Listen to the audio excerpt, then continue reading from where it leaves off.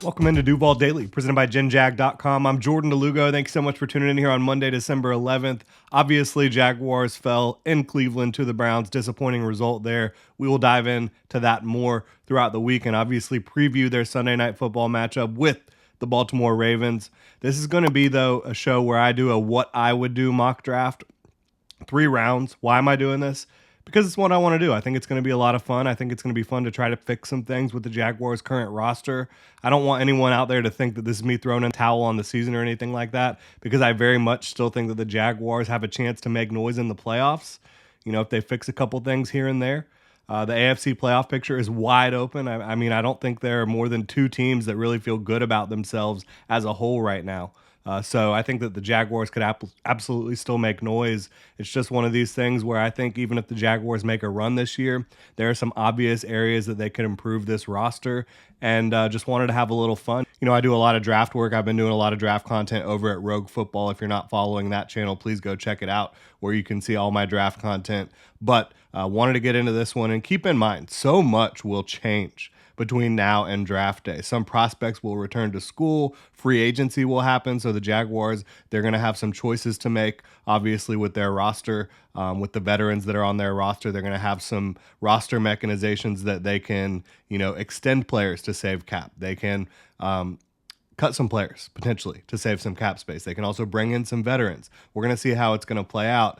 There's going to be a lot of factors that change things between now and draft day, but I wanted to go ahead and get in my first 3-round mock draft here. I've got to address, though, the Calvin Ridley of it all, because that trade will impact the Jaguars' 2024 NFL draft. I still love Calvin Ridley. I think he's going to have some big years in the league still, but he has not played up to his standard a lot this year. So I'm going to project, for the sake of this mock draft, that the Jaguars franchise tag him and do not get a long-term deal done before the NFL draft, which means they'll be giving up a 3rd-round pick, and they have 2 3rd-round picks currently. They have their own, and they have the projected comp pick from the Jawan Taylor signing with the Kansas City Chiefs. But I hope that eventually the Jaguars can work something out with Calvin Ridley long term. But even if they don't go that route, even if they decide, it just hasn't worked out between the Jags and Calvin Ridley this year, maybe you can go get a T. Higgins, a Mike Evans, or even a Michael Pittman, guys that can really come in and solidify your wide receiver room a little bit more, some veteran presences there.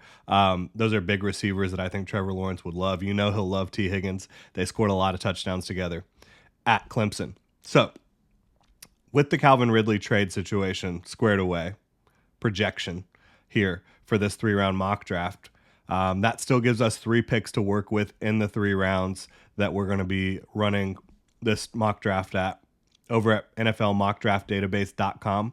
I'm never going to let needs make me reach too far. I just won't do it. I don't think that's a smart way to draft. But I do think with the first pick here, we can address both a need and add a tremendous talent.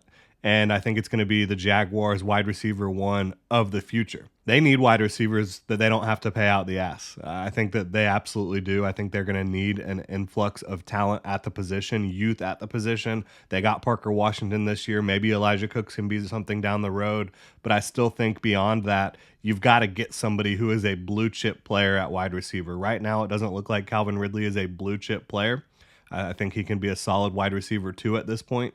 But I think that the Jaguars can go get someone who has the potential to be a blue chip wide receiver, and that's Brian Thomas Jr. There's actually several receivers that are available where the Jaguars are currently picking at 26 that could make sense in that regard. But for me, Brian Thomas Jr., his combination of a special size, 6'4", 205, great speed, elite athleticism. This is a guy that has great hands, can go up and get the football, leads college football in touchdown catches. He is silky smooth. He is twitchy. He has a massive catch radius, legit 4.4 speed, again at 6'4", 205. I think he's going to be a 3-level threat at the next level. He has the yak ability, tremendous body control in the air, can go up and get it, can get his feet down in bounds, can be a red zone target for you, can take the top off the defense, primarily an outside guy as well, which I think pairs with what you have in Christian Kirk really well and Parker Washington.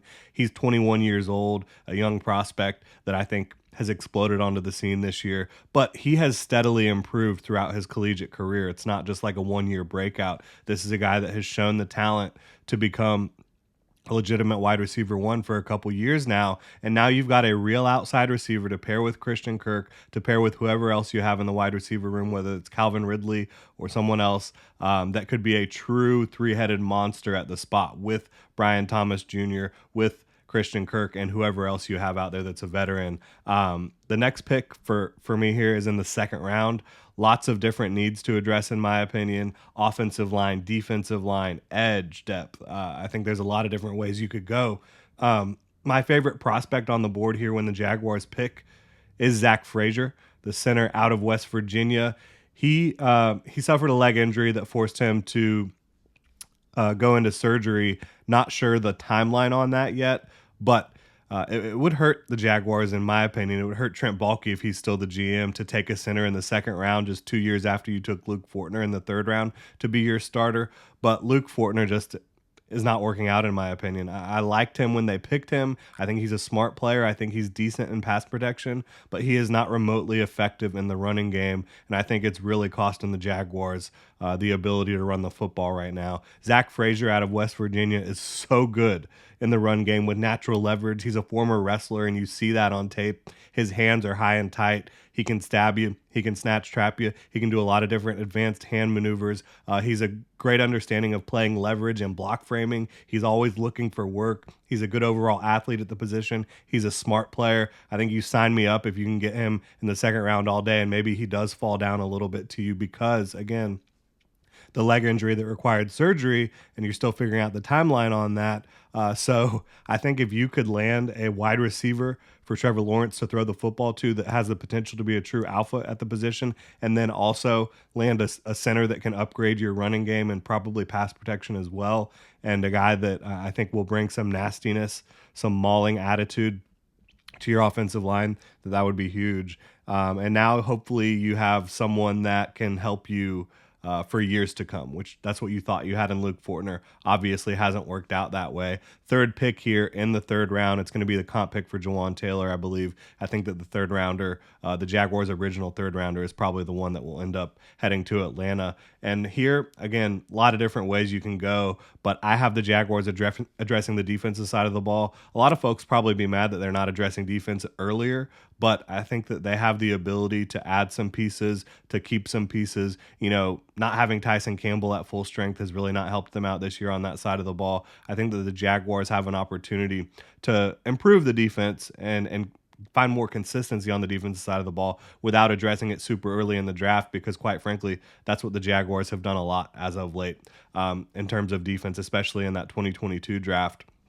So I do have them going defense here, though, with the defensive line. Byron Murphy, the second out of Texas. I'd actually be pretty surprised if he falls to the end of the third round, because I think he's a damn good player. But he is here for us now from the NFL Mock Draft Database.com mock draft simulator. He is a really tough cookie on the inside. He's not a true nose tackle, in my opinion. I think at the next level, he should be more of a penetration type player, but I think that he can do some of the nose tackle things if you need him to. But I think with his explosiveness off the ball, his pass rush repertoire, which includes a swim move, a swipe, a spin move, you want him attacking. He can be stout against the run for sure. I think probably more stout than some of the guys you have right now. But I don't think you really want him taking on a ton of doubles. You want him to be able to use his explosiveness, his flexibility, his pass rush prowess, his ability to knife through gaps to really create penetration and make it difficult for quarterbacks to step up in the pocket. Allow Josh Allen, who of course you want to re-sign this offseason, and Trayvon Walker and whoever else you have at edge to kind of feast